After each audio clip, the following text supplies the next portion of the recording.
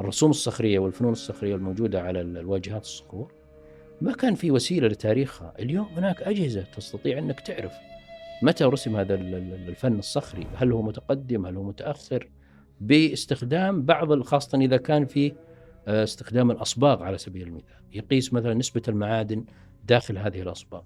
فالتقنية اليوم احنا ما نقول التقنية ترى تفيد مثلا العلوم الأخرى، العلوم التطبيقية الأخرى، لا، التقنية تفيد كل التخصصات. حتى اليوم شات جي بي تي والاي اي وكلها هذه تفيد أيضا حتى في علم الآثار وفي علم التراث. يعني الليزر سكان اليوم احنا نستخدمه في عملنا الأثري.